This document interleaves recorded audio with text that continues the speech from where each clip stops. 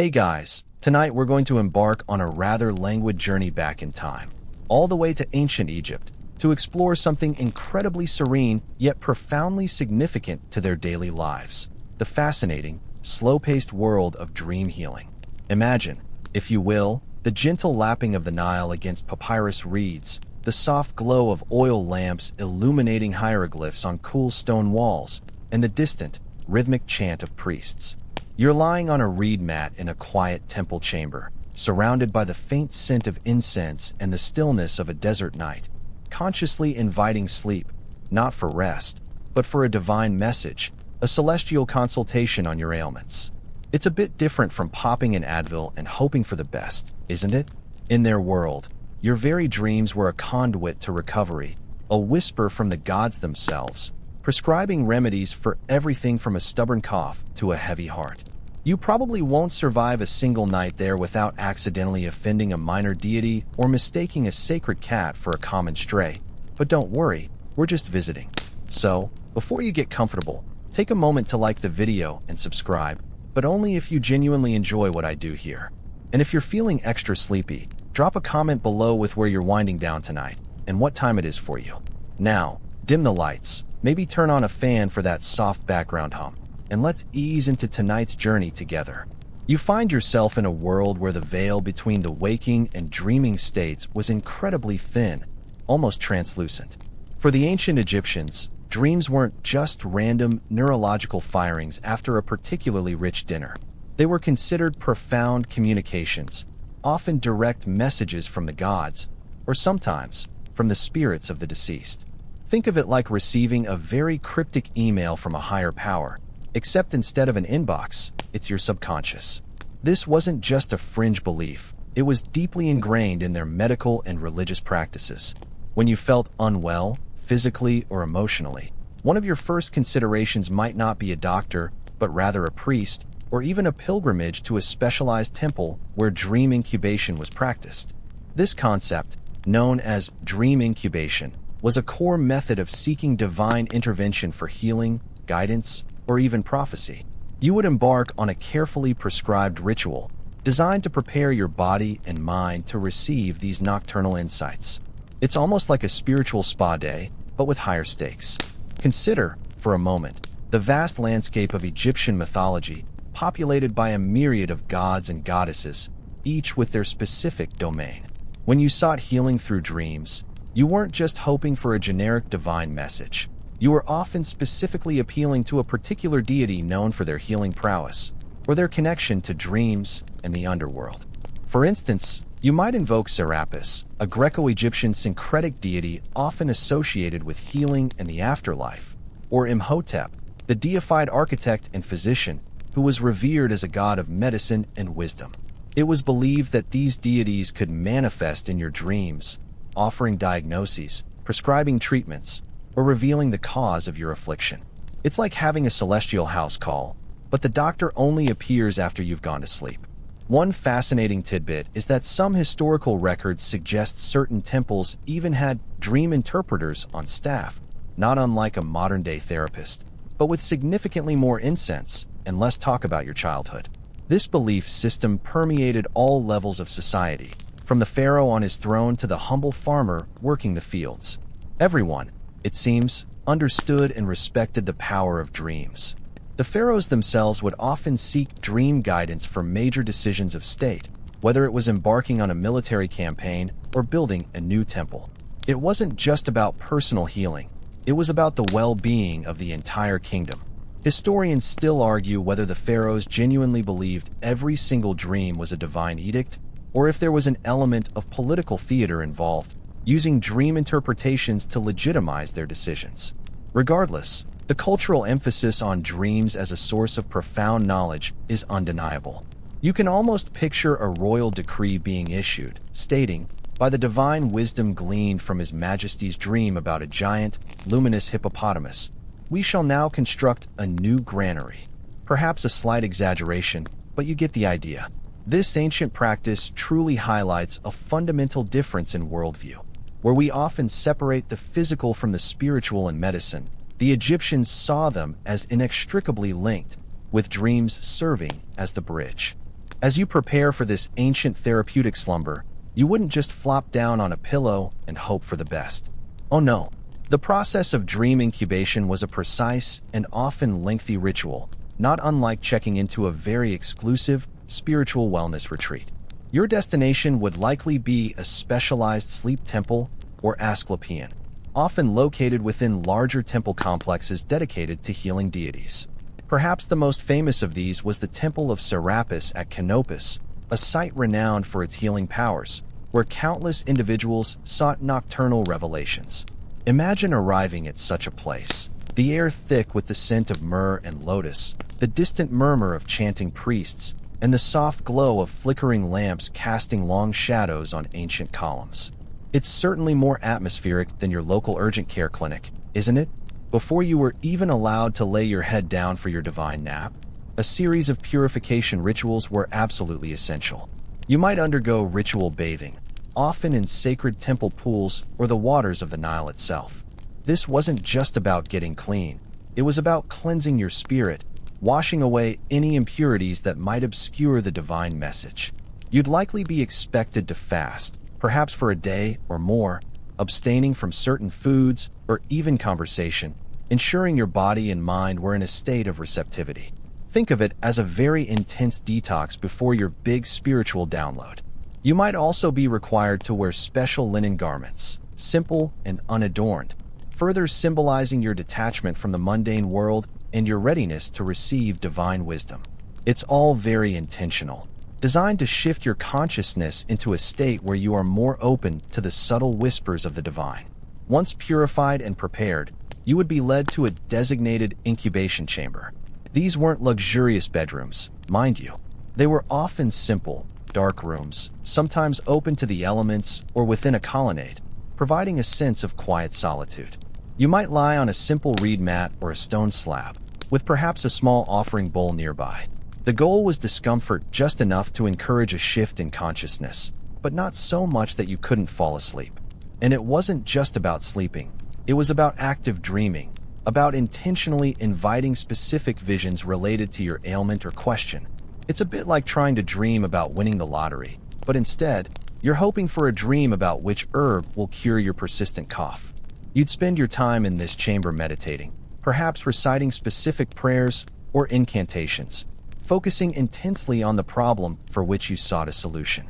Priests would likely be nearby, offering guidance and overseeing the process, ensuring you followed the rituals correctly. They weren't there to spoon-feed you answers, but to facilitate your connection with the divine. One quirky tidbit is that some accounts suggest the incubation chambers sometimes housed sacred animals, particularly snakes, which were associated with healing and the god Serapis. Imagine trying to get a good night's sleep with a sacred serpent slithering quietly nearby. It certainly adds a certain je ne sais quoi to the experience, doesn't it?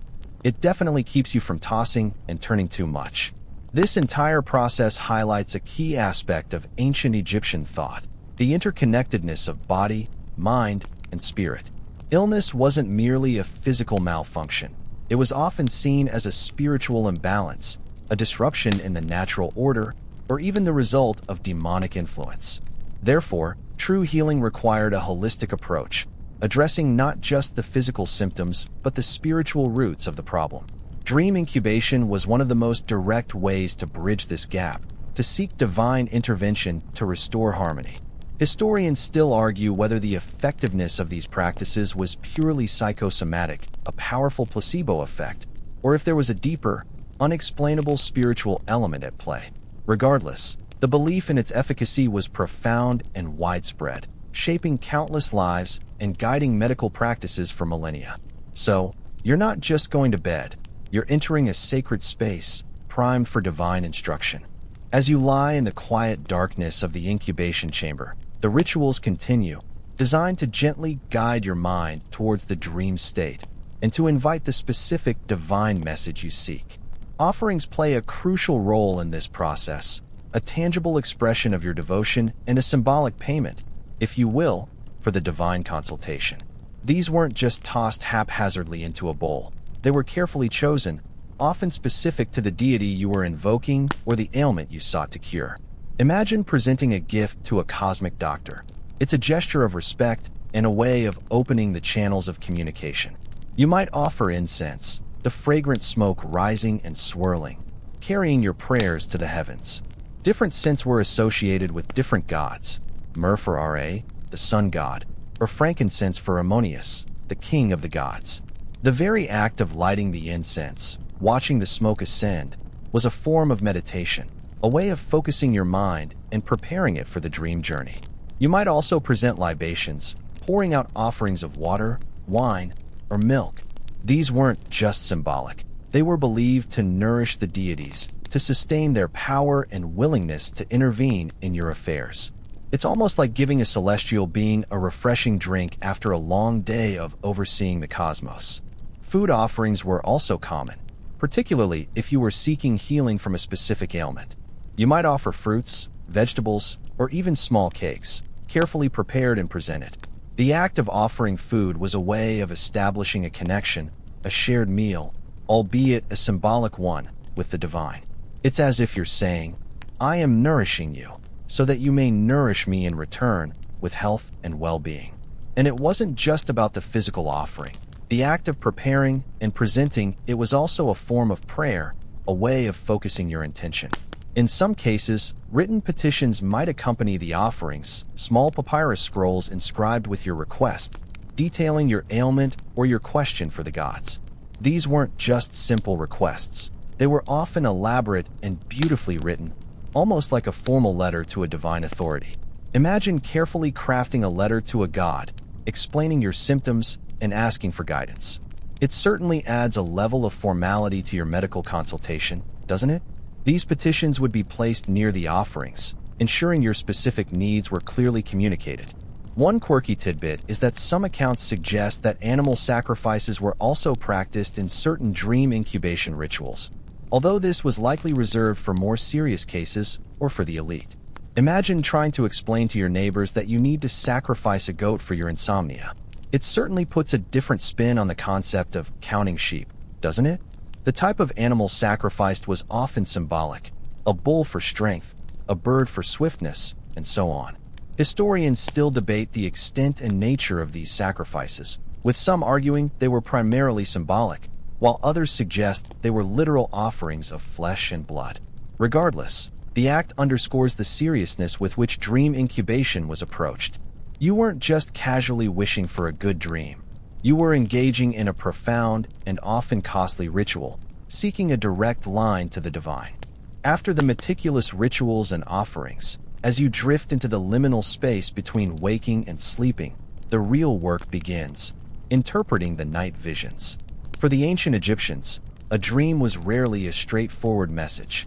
It was more like a symbolic riddle, a puzzle whose pieces were offered by the divine, and it was your task, often with the help of a priest or professional dream interpreter, to piece them together. Imagine waking up from a vivid dream about a talking crocodile offering you a piece of papyrus, and then trying to figure out what that actually means for your aching knee. It's certainly more complicated than Googling your symptoms, isn't it? The process wasn't arbitrary. It was guided by a vast body of accumulated wisdom and specific methodologies. Dream interpreters in ancient Egypt weren't just guessing. They were trained professionals, often priests, who had studied extensive dream books and understood the complex symbolic language of the divine. These dream books were essentially ancient cheat sheets for decoding nocturnal messages, containing lists of symbols and their corresponding interpretations, both positive and negative.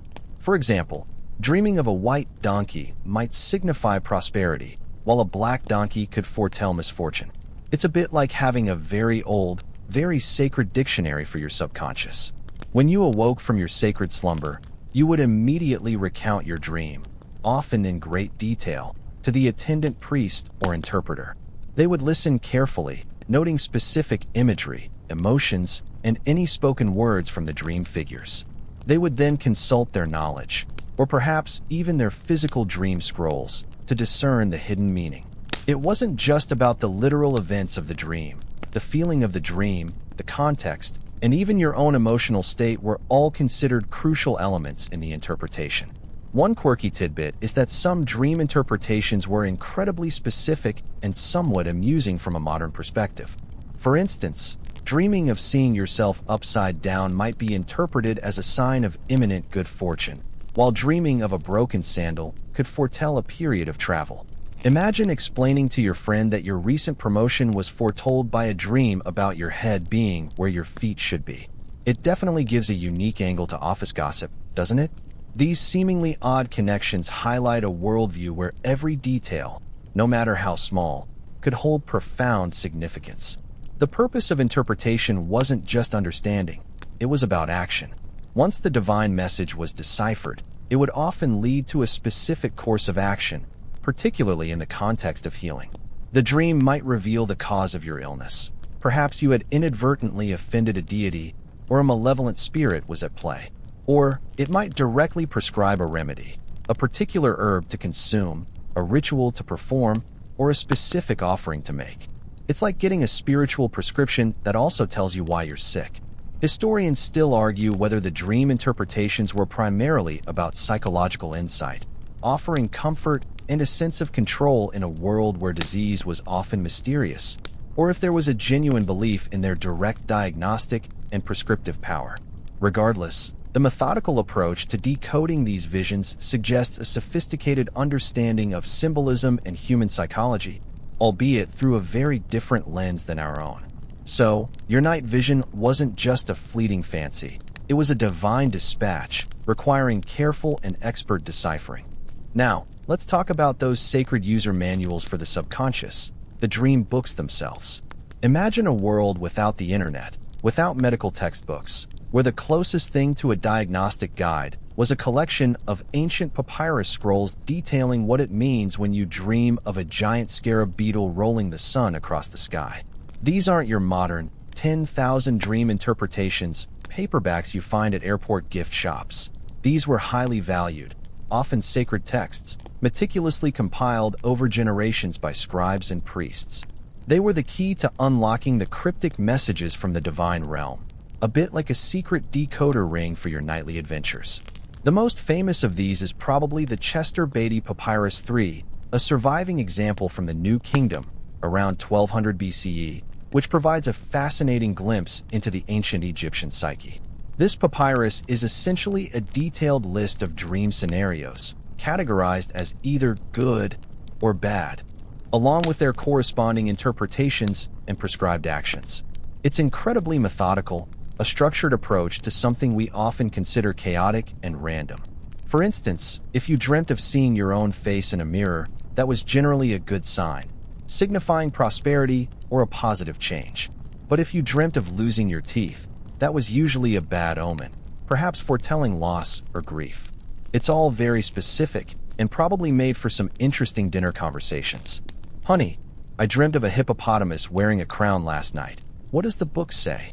These dream books weren't just simple lists. They often included advice on how to counteract negative dreams or enhance positive ones. If you had a bad dream, the book might prescribe a specific ritual, an incantation to recite, or a particular amulet to wear, designed to ward off the ill effects. It's like having a magical undo button for your nightmares. For example, if you dreamt of death, which was a very bad omen, the book might tell you to perform a specific cleansing ritual or to recite a protective spell to avert the impending doom. It reminds you that the Egyptians weren't passive recipients of their fate. They actively engaged with the divine to influence their destinies. One quirky tidbit about these dream books is their sheer variety and sometimes contradictory interpretations. While some symbols had widely accepted meanings, other interpretations might vary slightly, depending on the specific region or the temple where the dream was interpreted. It's almost like different schools of thought within ancient dream analysis, leading to lively scholarly debates among the priests. Imagine a group of ancient Egyptian dream therapists arguing over whether dreaming of a bird flying away signifies freedom or abandonment. It certainly adds a layer of complexity to an already intricate system. Historians still argue whether these variations represent regional differences in belief, or if they reflect the evolving nature of dream interpretation over centuries, adapting to new cultural contexts and insights. The very existence of these dream books highlights the profound importance of dreams in ancient Egyptian society. They weren't seen as mere entertainment for the sleeping mind. They were a legitimate source of knowledge, a pathway to divine wisdom, and a crucial tool for navigating the uncertainties of life and illness. You weren't just consulting a dusty old scroll. You were tapping into millennia of accumulated spiritual and psychological understanding. So, the next time you have a weird dream, remember that for the ancient Egyptians, it might have been a divine message, requiring a whole library of sacred texts to unravel. With the dream interpreted and its hidden message brought to light, the next crucial step was connecting that nocturnal revelation to prescribed medical treatments. For the ancient Egyptians, the dream wasn't just an interesting divine pronouncement. It was a diagnostic tool, often dictating the exact course of action for your ailment. Imagine your doctor giving you a prescription based on a dream you had last night. It's a rather unique form of personalized medicine, isn't it? The treatments revealed in dreams could range from the remarkably practical to the seemingly mystical. Sometimes, the dream might simply confirm a diagnosis already suspected, reinforcing a standard medical approach. For example, if you dreamt of a blocked waterway, it might be interpreted as a blockage within your own body, perhaps requiring a purgative or an herbal flush. The dream, in essence, provided divine validation for an existing medical practice. Other times, the dream might reveal a previously unknown cause for your suffering, perhaps attributing it to a specific demon or an ancestral curse, thereby necessitating a different, more spiritually focused treatment. You might be prescribed a particular herbal remedy, one whose properties were known, but whose specific application to your illness was divinely revealed. The Egyptians had an extensive pharmacopoeia, with thousands of plants used for their medicinal properties. The dream might instruct you to seek out a rare lotus flower from a specific part of the Nile, or to prepare a concoction of herbs at a particular phase of the moon. It adds a touch of adventure to your quest for wellness, doesn't it? Perhaps you'd be told to apply a poultice made from specific ingredients, or to drink a tea brewed from a certain plant, gathered under auspicious astrological signs. Beyond herbal remedies, the dream might also prescribe rituals, amulets, or charms. If the dream indicated a spiritual cause for your illness, you might be instructed to perform a purification ritual, to recite a specific incantation, or to wear a protective amulet carved with certain symbols or images of deities. Remember that crocodile dung sunscreen we might have joked about? Well, the dream might genuinely suggest something similarly unexpected if it was believed to ward off evil spirits or draw in benevolent ones. These weren't seen as mere superstitions, but as potent interventions, divinely sanctioned methods for rebalancing the energetic flow within your body and spirit. One quirky tidbit is that some dream-prescribed treatments involved rather elaborate and sometimes strange rituals. For instance, a dream might instruct you to sleep with a piece of garlic under your pillow to ward off a particular ailment, or to wear a specific color of linen for a certain number of days. Imagine trying to explain to your spouse why you're sleeping with half a vegetable under your head, all for the sake of ancient dream healing. It definitely adds a unique flavor to marital bliss, doesn't it? Historians still argue whether the effectiveness of these treatments stemmed from their actual physiological properties, the powerful placebo effect generated by divine validation, or a combination of both. Regardless, the Egyptians deeply believed in the efficacy of these dream-derived medical interventions, integrating them seamlessly into their daily healthcare. So, your night visions weren't just a guide. They were your personal medical blueprint, whispered from the heavens. In the celestial tapestry of ancient Egyptian belief, the healing dreams you sought were often orchestrated or influenced by a pantheon of specialized gods and goddesses of sleep, dreams, and healing. These weren't just abstract concepts. They were active, tangible forces in your daily life, approachable through ritual and prayer. Imagine having a divine specialist on call for every ailment, waiting for your nocturnal invitation. It certainly beats navigating automated phone systems for your healthcare needs, doesn't it? Foremost among these deities was often Serapis, a Greco-Egyptian syncretic god who rose to prominence during the Ptolemaic period. He was especially revered for his healing powers and was strongly associated with dream incubation. You might have seen his image, a bearded man with a modius, a basket-like headdress, on his head, often accompanied by a serpent, a universal symbol of healing and renewal. Seeking a dream from Serapis was like booking an appointment with the divine chief of medicine. His temples, particularly the Serapeum at Alexandria and Canopus, became major centers for dream incubation, drawing pilgrims from across the ancient world seeking his wisdom and cures. Then there was Imhotep, a truly fascinating figure. Originally a historical person, the vizier and chief minister to Pharaoh Djoser, around 2667 to 2648 BCE, he was renowned for his wisdom, especially in architecture and medicine. He's credited with designing the step pyramid at Saqqara, but his medical prowess was so legendary that he was later deified, elevated to the status of a god of medicine and healing. People would flock to his sanctuaries, often built near his supposed tomb, to seek healing and advice through dreams. You might bring an offering to Imhotep, hoping he would appear in your slumber and whisper the cure for your lingering fever. It's quite a promotion, isn't it? From talented human to divine physician. For the more direct act of dreaming, you might invoke Thoth, the ibis-headed god of wisdom, writing, magic, and the moon. Thoth was the scribe of the gods, the keeper of sacred knowledge, and it was believed he could facilitate the clarity and understanding of dream messages. He's the celestial archivist and interpreter, ensuring your divine communication isn't lost in translation. You might pray to Thoth before bed, asking for a dream that is clear and easy to interpret, without too many confusing metaphors. Another important figure, though not exclusively a dream deity, was Isis. As the great mother goddess, mistress of magic, and healer, perhaps through a dream, for her powerful magical healing. She's the kind of divine presence you'd want on your side for any sort of tough situation.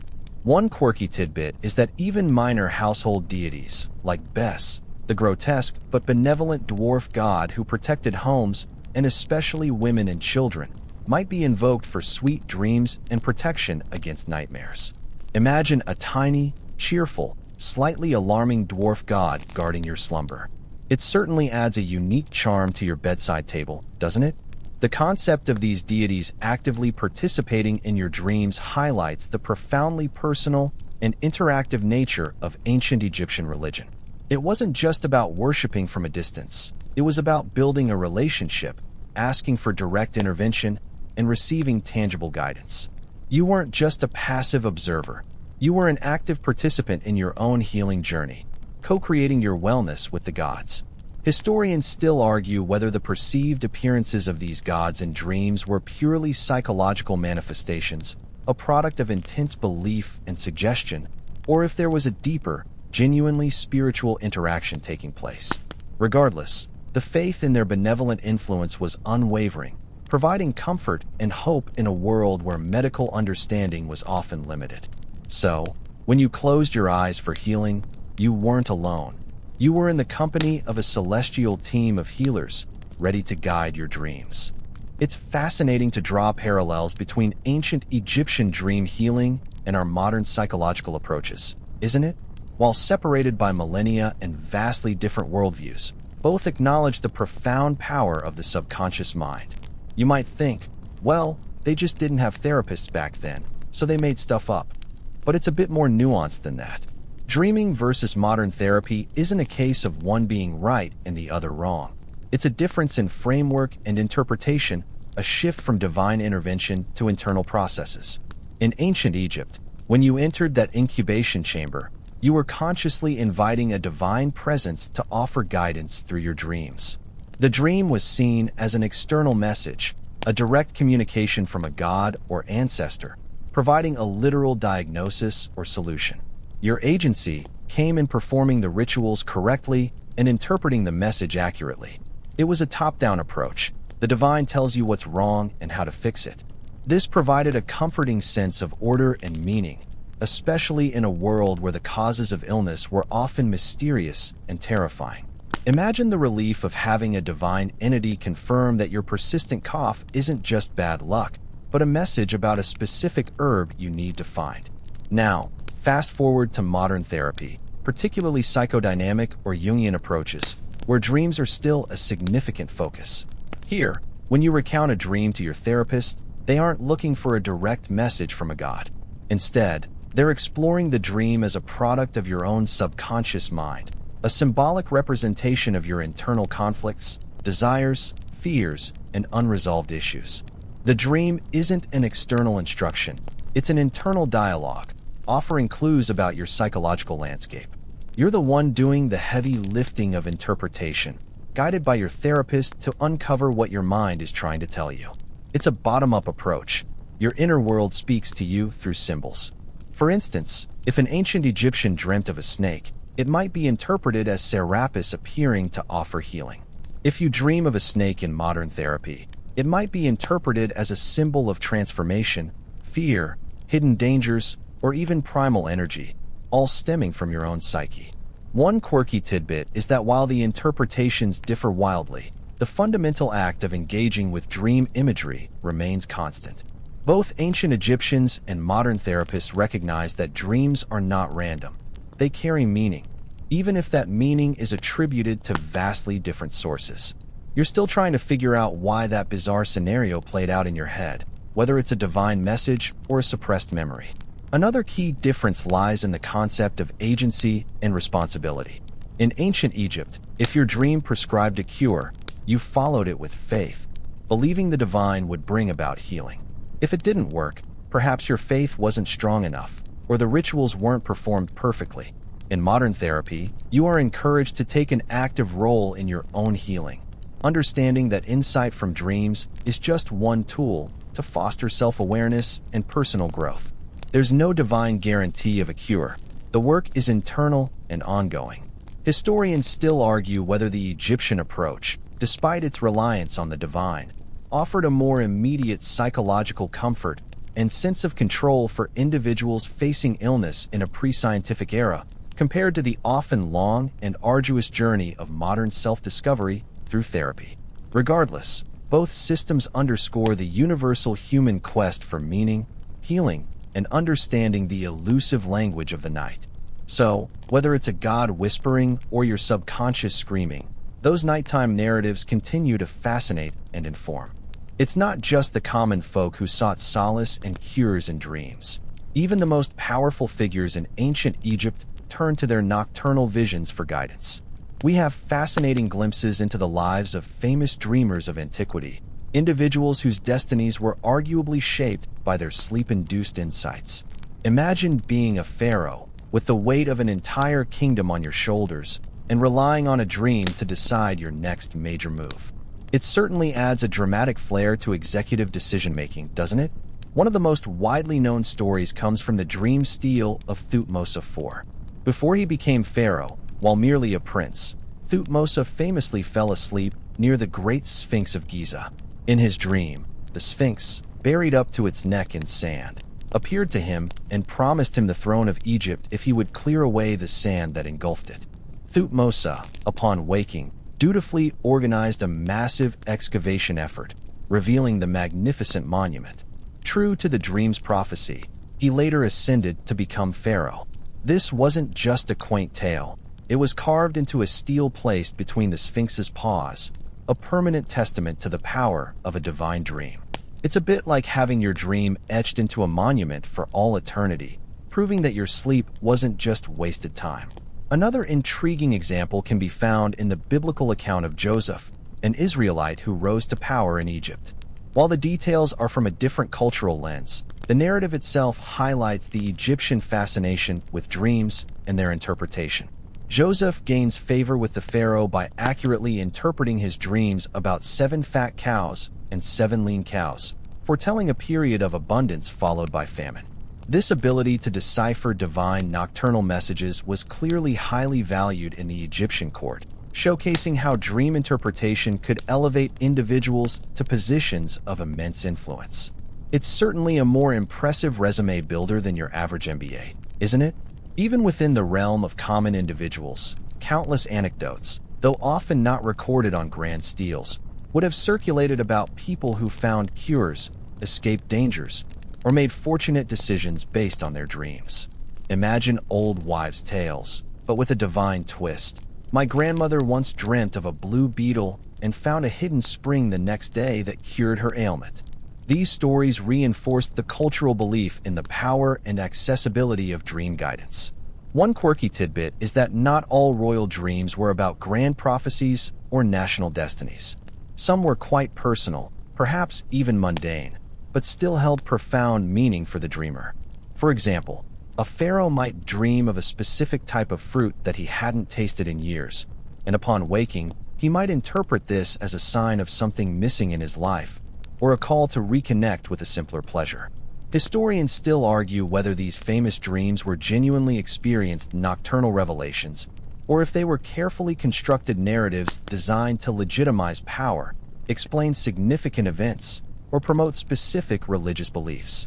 Regardless, their enduring presence in ancient texts and monuments underscores the profound role that dreams played in shaping both personal lives and the grand narrative of Egyptian history. So, even the most powerful rulers understood that sometimes the wisest counsel came from within or from the gods whispering in their sleep. The intricate process of understanding and utilizing dreams in ancient Egypt couldn't have flourished without a dedicated class of individuals, the scribes. These weren't just administrative clerks. They were the intellectual backbone of Egyptian society, meticulously documenting everything from grain harvests to royal decrees. And, crucially for our discussion tonight, they played a vital role in the preservation and dissemination of dream knowledge. Imagine a team of ancient librarians, but instead of just cataloging books, they're carefully noting down the latest divine whispers from the land of Nod. It certainly adds a layer of mystical importance to note-taking, doesn't it? Scribes were the keepers of knowledge, and this included the vast compendiums of dream interpretations, our aforementioned dream books. They were responsible for copying, compiling, and perhaps even contributing to these texts. This was a painstaking process, transcribing hieroglyphs onto papyrus or carving them into temple walls, ensuring that the wisdom gleaned from dreams was preserved for future generations. Without the scribes, our understanding of Egyptian dream practices would be significantly diminished. They were the original data managers of the subconscious. Beyond simply copying texts, scribes likely played a role in the actual process of documenting dream accounts. When a person sought healing or guidance through dream incubation, their recounted dream would need to be recorded. It's plausible that scribes were present in some capacity, carefully listening to the dreamer's narrative and translating it into written form, often noting down every detail, however bizarre.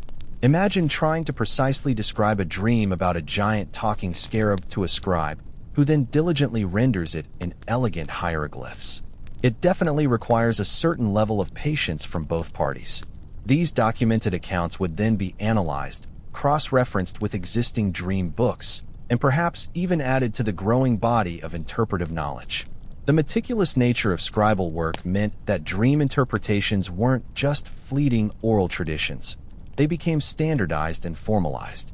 This systematization allowed for a consistent approach to dream healing across different temples and regions, creating a shared understanding of symbolic meanings. It helped to professionalize the field, moving it beyond mere superstition into a recognized practice. This is where the mainstream historical fact comes in. The very existence of surviving dream papyri, like the Chester Beatty, is a direct testament to the scribal tradition of meticulous record-keeping. One quirky tidbit about scribes is that their role extended beyond just writing.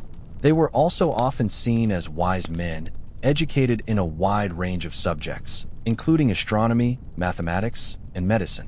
This holistic knowledge would have given them a broader context for interpreting dreams, allowing them to connect a symbolic vision to, say, the movements of celestial bodies or the properties of certain herbs.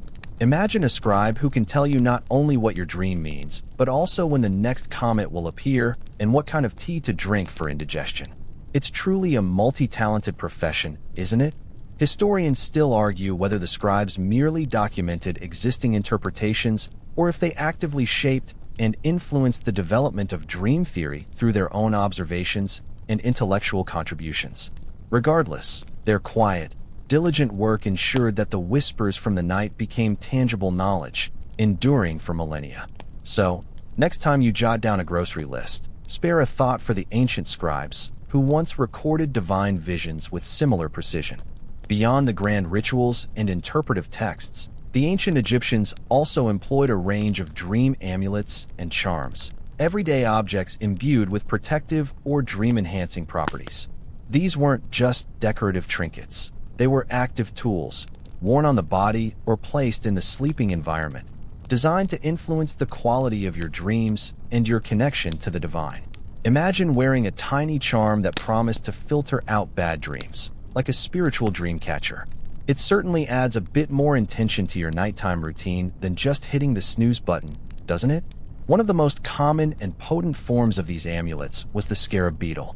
This dung beetle was associated with Khepri, the god of the rising sun, symbolizing creation, rebirth, and eternal life. Scarab amulets were worn for protection, good luck, and believed to facilitate favorable dreams, ensuring that the dream messages received were benevolent and healing. You might wear a scarab on a necklace, or perhaps place a larger carved scarab near your head as you drifted off to sleep, hoping to invite positive divine communication. Another frequently used amulet was the Eye of Horus, Wedjat Eye. This iconic symbol, representing protection, royal power, and good health, was believed to ward off evil and illness. It was often worn as a protective charm, but in the context of dreams, it could also be placed near the sleeper to protect against nightmares or malevolent spirits trying to interfere with divine messages. Imagine a watchful eye, symbolically gazing into the darkness of your sleep, ensuring only good things enter your subconscious. Certain deity-specific amulets were also common. If you were particularly devoted to Bes, the dwarf god who protected homes and children, you might wear a small amulet depicting him, hoping he would guard your sleep from bad dreams and ensure a peaceful night. Or, if you sought the healing wisdom of Imhotep, you might carry a small statuette or charm representing him. These amulets served as a constant reminder of the divine presence and your connection to it, even in your unconscious state. It's like having a little divine bodyguard for your dreams, always on duty. One quirky tidbit is the use of dream pillows or headrests, which sometimes had specific magical inscriptions or carved symbols on them, intended to promote good dreams or protect against evil.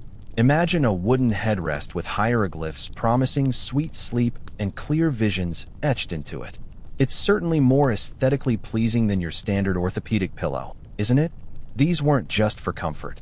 They were active components of the dream incubation environment, further imbuing the space with sacred intention. Historians still argue whether the perceived efficacy of these amulets was purely psychological, stemming from the belief of the wearer, or if there was a deeper, unexplainable spiritual interaction with the objects themselves. Regardless, these small, tangible pieces of magic were deeply integrated into the ancient Egyptian pursuit of healing and divine guidance through dreams. So, your ancestors weren't just sleeping. They were actively engaging with their dreams, often with a little piece of protective magic close by. While the ancient Egyptians actively sought positive and healing dreams, they were also keenly aware of the darker side of the nocturnal world, nightmares. These terrifying visions weren't simply dismissed as indigestion or a vivid imagination. They were seen as potentially dangerous, insidious attacks from malevolent spirits, demons, or angry deities. Imagine waking up in a cold sweat, not just from a bad dream, but from the chilling certainty that a supernatural entity just tried to mess with you. It certainly adds a layer of existential dread to your sleep, doesn't it? The treatment for nightmares was, therefore, not just about soothing a troubled mind, but about actively warding off evil influences. The Egyptians believed that just as benevolent gods could send healing messages, malevolent forces could invade your dreams to cause distress, illness, or misfortune. A vivid nightmare might be interpreted as a warning, a curse, or even an attempt by an evil spirit to possess you. This was serious stuff, not just something you'd shake off with a cup of chamomile tea. To combat these unwelcome nocturnal visitors, various rituals and protective measures were employed. You might engage in purification rituals upon waking from a bad dream, similar to those performed before incubation, to cleanse yourself of any lingering negative energy. This could involve washing with special waters, burning specific types of incense known for their apotropaic, evil-averting properties, or reciting protective spells. It's like a spiritual antivirus scan for your soul after a particularly nasty download. Amulets and charms played an even more crucial role in combating nightmares. The Eye of Horus, which we discussed earlier, was a prime example, believed to ward off evil and protect the sleeper. Scarabs were also used, thought to bring good fortune and banish negativity. But there were also specific protective amulets depicting fierce or grotesque deities, like Bes, the dwarf god. While Bes looked a bit intimidating, he was a benevolent guardian, often depicted with a lion's mane and tail, sticking out his tongue. His image was placed on beds, headrests, and walls to scare away demons and protect the sleeper from bad dreams. Imagine having a slightly scary, but ultimately friendly, monster under your bed to protect you. It's certainly a unique form of parental guidance, isn't it? One quirky tidbit about nightmare remedies is the use of counter incantations or dream spells. If you had a particularly terrifying dream, you might be instructed to recite specific words or phrases upon waking, sometimes even writing them down and then ritually destroying them to negate the dream's power. It's like hitting the delete button on a bad email, but with ancient magic involved. Some sources even suggest that certain plants or herbs known for their protective qualities might be placed near the bed to create a barrier against malevolent dream invaders. Historians still argue whether the effectiveness of these practices was primarily psychological, providing a sense of control and empowerment against the unknown, or if the Egyptians genuinely believed in their magical efficacy against external spiritual threats. Regardless, the fear of nightmares was palpable, and the measures taken to combat them highlight the comprehensive nature of their dream practices, encompassing both the light and the shadow of the sleeping mind. So, while you might just roll over and try to forget a bad dream, for the ancient Egyptians, it was a call to action. It's easy to imagine ancient Egypt as a land defined solely by its colossal monuments and desert landscapes, but we sometimes forget the profound influence of its most defining natural feature, the Nile River.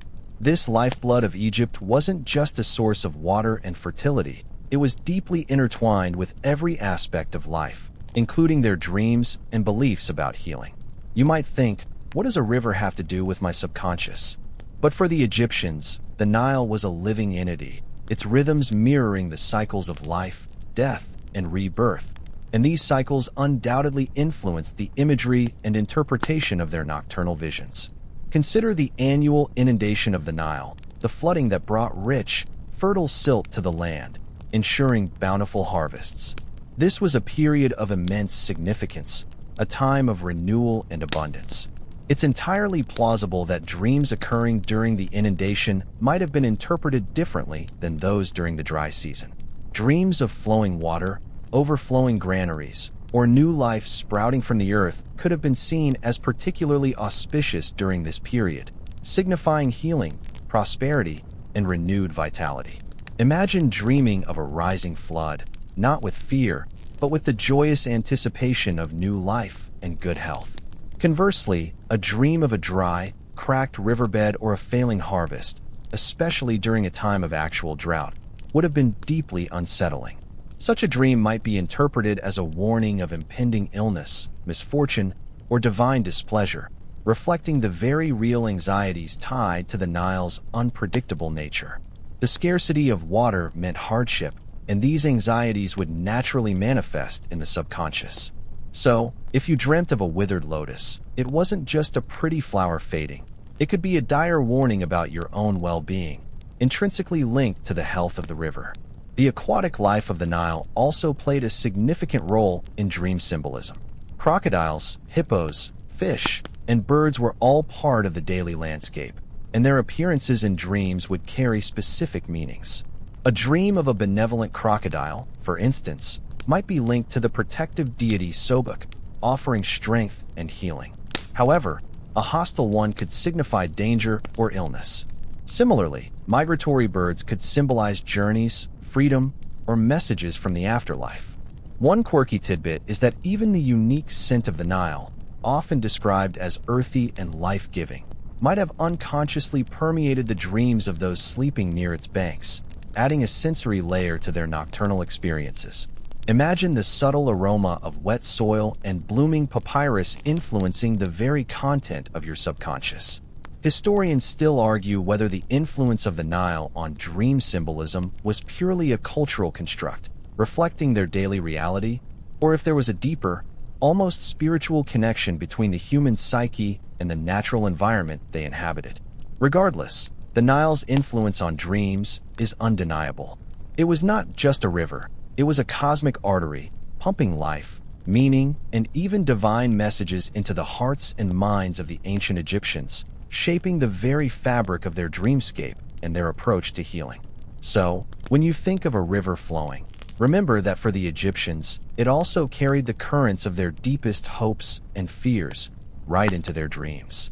The profound legacy of Egyptian dream healing didn't simply vanish with the decline of their civilization.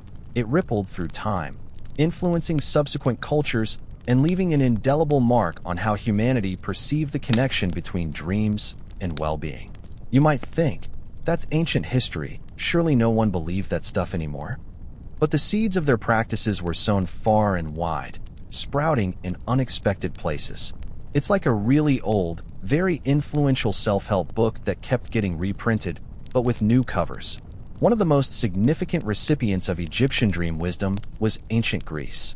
The Greeks, renowned for their intellectual curiosity and philosophical prowess, adopted and adapted many Egyptian ideas, including their concept of dream incubation. The Greek Asclepiae, temples dedicated to Asclepius, the god of medicine and healing, were direct descendants of the Egyptian dream temples. People would travel to these sanctuaries, undergo purification rituals, and sleep in sacred chambers, hoping to receive healing dreams from Asclepius or his divine attendants. The process was strikingly similar, reflecting a clear lineage of practice. It's like finding a vintage car design that inspired countless modern vehicles. The core idea is clearly traceable. From Greece, these ideas then spread to the Roman Empire. The Romans, known for their pragmatic approach, also incorporated dream interpretation and incubation into their medical and religious practices, albeit often with a more utilitarian focus.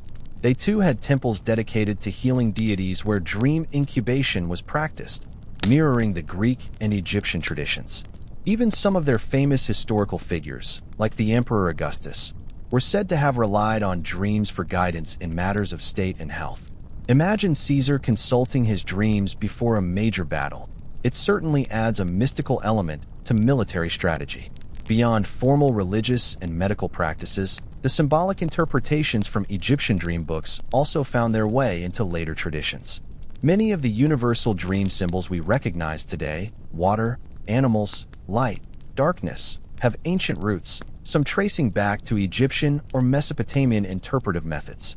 While the specific meanings might have shifted, the underlying idea that these symbols carried profound significance remained. It's like an ancient language that's evolved over millennia, but some of its core vocabulary remains recognizable. One quirky tidbit is how some of these ancient dream practices even influenced the development of early Christian and Islamic mystical traditions. While the divine figures changed, the concept of receiving divine messages through dreams and the practice of preparing oneself for such revelations persisted in various forms. For instance, the practice of istikhara in Islam, a prayer performed to seek divine guidance on a decision, sometimes involves waiting for a guiding dream. Historians still argue whether the continuity of these practices across different cultures was a direct transmission of knowledge, a natural evolution of universal human spiritual inclinations, or a combination of both. Regardless, the enduring influence of ancient Egyptian dream healing underscores its fundamental appeal and the timeless human quest for meaning and healing in the depths of the subconscious. So, even as you dream tonight, you might be participating in a practice with roots stretching back thousands of years. So, we've journeyed through the ancient sands of Egypt, witnessed their profound respect for the dream world, and seen how those nocturnal whispers were woven into the very fabric of their healing practices. But what about modern echoes of ancient sleep? Are these just quaint historical footnotes, or do they resonate, however faintly, in our contemporary lives? You might be surprised. While we no longer seek divine diagnoses from a god in a temple incubation chamber, the fundamental human experience of dreams remains a powerful, often mysterious, aspect of our existence. Consider how many of us still informally interpret our dreams. If you have a dream about being chased, you might instantly connect it to stress or anxiety in your waking life. If you dream of finding money, you might feel a flicker of hope or interpret it as a sign of impending good fortune. We may not consult a detailed papyrus dream book, but we still instinctively look for meaning in our nightly narratives. It's almost like a tiny, personal dream interpreter lives inside each of us, constantly trying to make sense of the subconscious chaos. Even in modern psychology, particularly within fields like Jungian analysis or Gestalt therapy, dreams are still considered rich sources of insight into the human psyche. Therapists don't claim divine intervention, but they do believe that dreams offer symbolic representations of our inner world, unresolved conflicts, and unconscious desires. When you discuss a dream with your therapist, you're engaging in a process not entirely dissimilar to how an ancient Egyptian might have recounted their vision to a priest, both seeking to understand what the subconscious is trying to communicate. The language has changed from hieroglyphs to psychological terms, but the core quest for understanding remains. Furthermore, the concept of sleep hygiene and the importance of a good night's rest for physical and mental well-being is a mainstream historical fact in our modern world. We invest in comfortable mattresses, blackout curtains, and noise-canceling machines, all to create an optimal environment for sleep. While our goal is typically restorative rest rather than divine visions, the underlying principle of preparing the body and mind for a quality sleep experience echoes the purification rituals and dedicated incubation chambers of ancient Egypt. We're still trying to create the perfect setting for our bodies to do their unconscious work, whether that work is physical repair or psychological processing. One quirky tidbit is the enduring popularity of sleep stories or guided meditations designed to help people relax and drift off to sleep. These often involve gentle narratives, soothing voices, and ambient sounds, not unlike the calming atmosphere that would have been cultivated in an ancient incubation temple. While they don't promise divine healing, they aim to quiet the mind and prepare it for a peaceful slumber, a very similar goal to the ancient Egyptian intention. Imagine listening to an ancient Egyptian priest whispering tales of the Nile to help you drift off, instead of a modern narrator describing a gentle rain shower. Historians still argue whether our modern fascination with sleep and dreams is a subconscious continuation of ancient spiritual practices or simply a universal human response to the mystery and power of the sleeping state. Regardless, the soft hum of a fan, the dimly lit room, and the quiet stories we tell ourselves before sleep, these are all faint but discernible echoes of a world where dreams were not just dreams, but direct pathways to healing and understanding. Word count, 1060. The last words are now fading, like the final wisps of incense smoke drifting upwards into the silent night. Your journey through the ancient world of Egyptian dream healing is complete. Feel the gentle weight of slumber pulling you deeper, softening your thoughts. Imagine the vast, quiet desert stretching beyond the temple walls, the stars beginning to twinkle brightly in the inky sky, each a distant, peaceful beacon. Your mind is calm, your body at ease, drifting slowly, gently, into the quiet embrace of rest. Let any remaining worries dissolve, like grains of sand scattering in a soft breeze. Allow yourself to be carried on the gentle current of sleep, knowing that ancient wisdom and peaceful calm now fill your space. Breathe deeply, slowly, and let yourself float, completely relaxed, into the quietude of the deepest sleep.